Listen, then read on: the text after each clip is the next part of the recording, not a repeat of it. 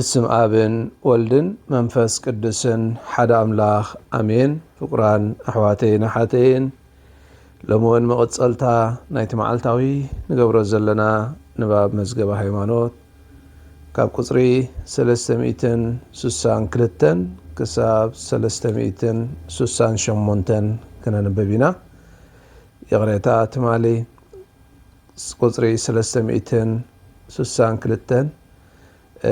مستي نايت مالي أنبيبنا نيرنا اجي جن دقيمنا كاب أجميرنا كنقصلنا سقا نفسن قنا بحقي حادي قصري 362 إذ بأمثال أملاخ استفتر سب بحنساب قزوفن منفساون هلاوية زحازئيو تناي قدس مصحف زانتا زي أبهر أملاخ كمدري حمل وسيدو نسب قبرو أبا فنشو دما هي وزهب تنفاس أوف بللو سب هي وزلو خوني مبال نزخونة زي بأمسالاو قامقاخ قلصو يركب من تزي سب بملؤون بخلون تنؤون اكزي أبهر زدليو إيو قصري 363 أب قدس مصحف نفس الزبل قال نحي وسب ويكآن ملأ سبأوي أكاليو زسمع قنا خاء نفس خبها الكلو نتناي السب وشتاوي أتنقو أو زعابي قمت نزوهابو خنوتو نتأمسال أملاخ زقبرو وقونو كملكتي ركب نفس مالت اتاب سب زلو منفساوي سرتيو ناي سب قصري 364 ناي سب قزوف سقاو أكالو ابتناي أمثال أملاح كبر قرما زساتفيو نسو سبقاو قزوف سقايو كميسي بتا منفساويت نفسي هو زرخبيو اتي اب مستيراو أكال خرصوص تابوت منفس قدوس كخون استمدبالو خاء اتملا سبقاوي أكال إيو سب بسقان نفسن زقومي استقبرب كوانتخوني حاده إيو بتو قزوف سقاوي حلواتو ننايزي قزوف عالم نقرات يتقالل باب بيلوم زوم فطران نقرات نابزل على فتصمنا قصوم يديبو ناس آخوينوم نافتارين زعرق دمصوم كالعلو يخلو بزي مخنيات الزخاء سبنة قزوف حيواتون حلواتون كستنعقو أي قبائن وكوادا نزو قزوف سقاو أكالو صبو قمت كهلو أمودات علتون أملاخ كتنسوس لزخوني بخبر خحزو قديتو إيو النابلي كالاي قبائي فاتيكان سند في السحان تسفان نزنا غرزي يقلصون قصري 365 ناي نفسن سقان حدنت أزيو عميق بمخانو نفسي كم ناي سقا قصاوي كتحسب تكاليا إذا مالت اتخاب قزوف نقر استقبري سقا حيوزلو سبأو أكال كخون بسالاتا منفساويت نفسي سلازخون إيو أبسب زلو منفسن قزوفن نقرن كلتا استوهاده بحريات كبير كاز حسب زي كونس اتمو هادوم حاد بحريو زقوم قصري 366 نفس وكف منفساويت نفسي بقتا بزي أبهر كمتفتر امبر بولد استقبر استفريت كم زي كونت كمون زي تموت مخانا بتخرسيان تستمريو بقزي موت كابسقا خطفل خلا أي تتفنيا أبتناي موداتا تنسأي متان دما داقم مستسقا خطوة هادية قصري 367 ሓደ ግዜ ነፍሲ ካብ መንፈስ ፈሊኻ ዝረኣየሉ ኣሎ። ንኣብነት እኳ ቅዱስ ጳውሎስ ክጽሊ ከሎ እግዚአብሔር ንሕዝቡ ብምልአት መንፈስን ነፍስን ስጋን ክቅድሶም ክሳብ ምጽአት ጎይታ ከዓ ብዘይ መንቅብ ምእንቲ ክሕልዎም ይምህለል። እዚ ፍልሊ እዚ ኣብ ነፍሲ ዝኾነ ዓይነት ምንታዊ ማንታ ምዃን ከምዘየስዕብ ቤተ ክርስቲያን ተስተምህር። መንፈስ ክበሃል ከሎ ካብ ፍጥረት ኣትሒዙ ሰብ ንመልዕልተ ባህርያዊ ዕላማ ዝተመደበ ምዃኑ ነፍሱን ብጸጋ ኣምላኽ ልዕሊ ዓቕማ ብዝኾነ መለኮታዊ ስታፌ ዝተዓደለት ምዃና ዘመልክት እዩ። ቁጽሪ 368 ልቢ ከም ናይ ህላዌ ዝዓመቆ ወገን ከምኡውን ሓደ ሰብ ንኣምላኽ ዝቕበለሉ ወይ ዝነጽገሉ ወገን ብዝብል ናይ ቅዱስ መጽሓፍ ርድኢት መሰረት ናይ ቤተ ክርስቲያን መንፈሳዊ ትውፊት እውን ንልቢ ዓብይ ግምት ክወሃቦ ይርከብ። ፍቁራን ኣሕዋተይን ኣሓተይን እዚ ሎሚ ዘንበብናዮ ክፍሊ መዝገበ ሃይማኖት ብዛዕባ ነፍስን ስጋን ኣብ መንጎኦም ዘሎ ሓድነትን ዝገልጽ እዩ። እግዚአብሔር ነንበይኑ ገይሩ ዝፈጠሮ ዘይኮነስ በቲ ታሪኽ ፍጥረትና ዘዘንትዎ እግዚአብሔር ንሰብ ካብ ሓመድ ምስ ፈጠሮ ኡፍ በለሉ እሞ ትንፋስ ሃቦ ዝንቀሳቐስ ኮነ መንፈሱ ከዓ ኣብኡ ኣሕደረ ይብለና። ስለዚ እቲ ዋና ጥበብ ክእለት ኣምላኽ ዝተረኣየሉ ፍጡር ወዲ ሰብ ምዃኑ ለባዊ ፍጡር ገይሩ ከም ዝፈጠሮ ብስጋን ብነፍስን ከዓ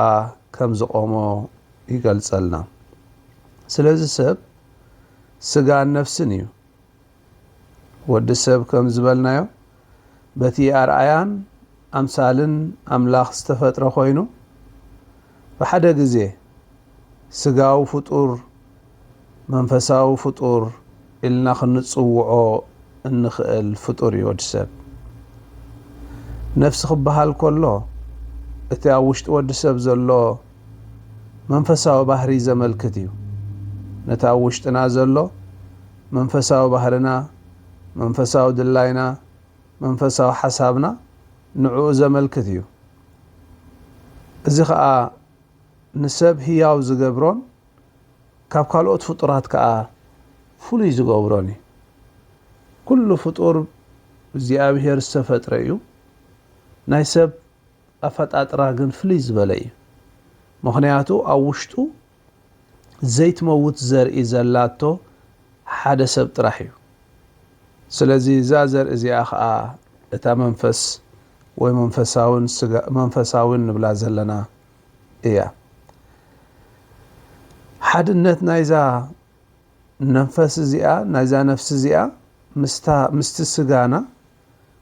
ዘይናጻጸር እዩ። ስጋን ነፍስን ተፈላለዮም ዝነብሩ ክልተ ነገራት ኣይኮኑን። እንታይ ደኣ ሓደ ተፈጥሮ እዮም ዘቆሙ፣ ሓደ ኣካል ከዓ ይቆሙ። ነፍሲ ንስጋ ህይወት እያ ትህባ። ምክንያቱ እታ ነፍስና ንስጋና ህይወት ትዘርኣላ። እግዚአብሔር ንወዲ ሰብ ካብ ሓመድ ምስ ፈጠሮ እስትንፋሱ ሃቦ ኡፍ በለሉ እዩ ዝብለን። ስለዚ እዛ ነፍሲ እዚኣ ቅርፂ ናይ ስጋና እያ። ስለዚ ስጋ ወዲ ሰብ ብሰንኪ እዛ መንፈሳዊት ነፍሲ ክብሪ ኣለዎ ይብለን። እዛ መንፈሳዊ ወይ ናይ እግዚአብሔር መንፈስ ኣብ ውሽጥና ኣሎ ንብሎ ዘለና ሓደ ክብሪ ይህበና። ነቲ ማንም ምድራዊ ዝነበረ ስጋና መንፈሳውን ሰማያውን ይገብሮ። ብዓብዩ ከዓ ቤት መቅደስ አምላኽ ንምዃን የብቃዓና ማለት ስለዚ ቤት መቅደስ ናይ መንፈስ ቅዱስ ማሕደር መንፈስ ቅዱስ ማሕደር አምላኽ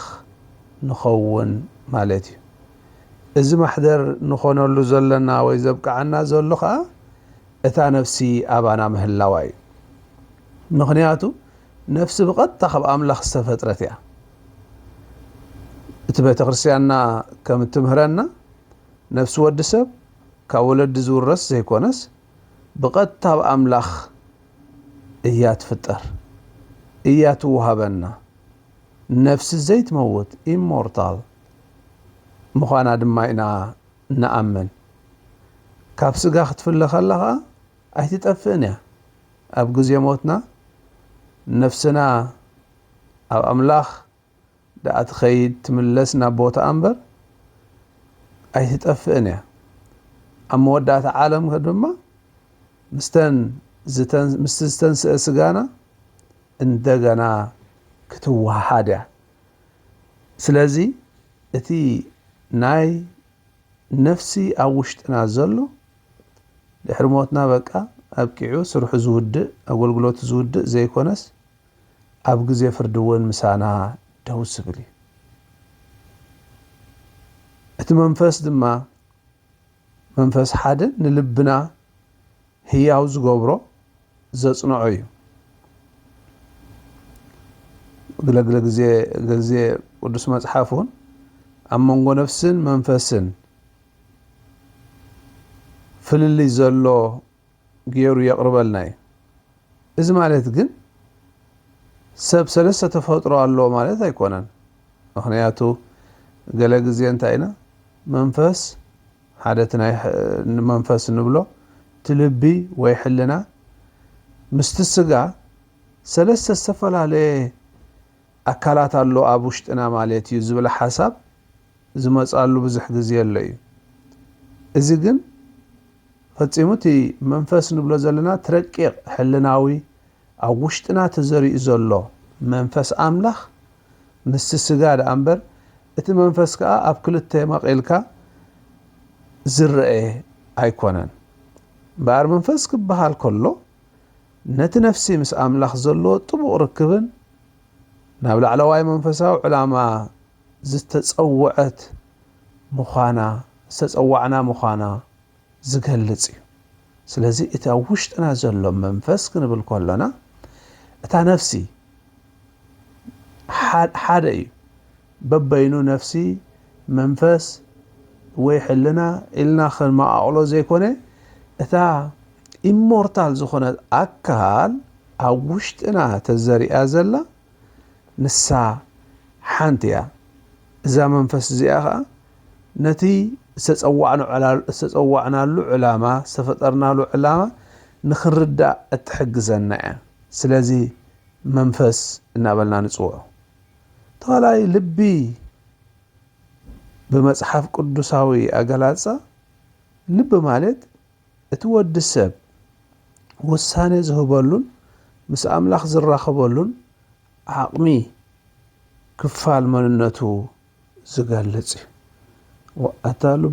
ልቢ የብሉን ባዩ ንብል ኣብ ገለ ግዜ እዚ ከዓ እንታይ ስለ ዝኾነ እዩ ልቢ እታ ደምቲ ጭንጉዕ ጥራሕ ብኡ ክንሓስቦ ዘይኮነስ እንታይ እዩ እቲ መንፈሳዊ ሕልናዊ ኣብ ውሽጥና ዘሎ ናይ ጽቡቕ ምስትብሃልን ናይ ጽቡቕ ናይ ምግባር ድላይን ዘለዎ ኣብ ርሕራሕ ልብና ኣብ ዕብየትን ኣብ ድላይን ኣብ ብሓቂ ንጡፍ ተሳትፎ ናይ ልብናን ከም ዝምርኮስ ዝገልጽ እዩ ስለዚ እዚ መጽሓፍ ቅዱሳዊ ንልቢ ክገልጾ ከሎ እቲ ወዲ ሰብ ውሳኔ ዝህበሉን ምስ አምላኽ ዝራኸበሉን ዓቕሚ ክፋል መንነቱ ማለት እዩ ስለዚ በቃ ተሕልናዊ ልባዊ እንብሎ ምስ አምላኽ ዝራኸበሉ እዩ ባርዚ ናይ ሎሚ ሓሳብ ብሓቂ ሓደ ካብቲ ዓሚቕ ሓሳብ ክንርድኦ ዘለና ወዲ ሰብ ብስጋን ብነፍስን ዝቆመ ኣካል ምዃኑ እትዝለዓለ ንኣምላኽ ክኽብር ዝተፈጥረ ለባሁ ፍጡር ምዃኑ ስጋናን ነፍስናን ከዓ ዝተወሰነ ጉዕዞ ጥራሕ ዝፈላለየሉ ዘይኮነ ድሓር እውን ተመሊሰን ኣብ ቅድሚ ፍርዲ ኣምላኽ ሓቢረን ጠጠው ዝብላ ምዃኑ ዝገልጽ እዩ። በኣል ሰብ ብስጋኑ ነፍስን ዝቆመ ሓደ ፍጡር እዩ። ስጉኡ ካብ መሬት ክኸውን ከሎ ነፍሱ ግና ብቐጥታ ካብ ኣምላኽ ዝተዋህበን ዘይትመውትን ምዃና ኢና ርኢና። እዚ ሓድነት እዚ ድማ ንሰብ ፍሉይ ክብርን ምስ ኣምላኽ ናይ ምርኻብ ዓቕምን ይህቦ። እግዚኣብሔር እምበኣር በቲ ዝተዋህበና ጸጋ ኣመስጊንና እንኽእለሉ ንዕኡ ንበቅዕ ፍጡራን ኮይንና እንመላለሰሉ ጸጋ ይዓድለና። ንኹለኹም ኣብ ዘለኹሞ ኣምላኽ ይባርኽኩም። ስብሃት ንኣብን ንወልድን ንመንፈስ ቅዱስን ይኹን ጥንቲ ከም ዝነበረ ሕጂ ከዓ ንወትሩ ንዘለዓለም ዓለም ኣሜን። በስመ አብ ወልድ መንፈስ ቅዱስ ሓደ ኣምላኽ ኣሜን።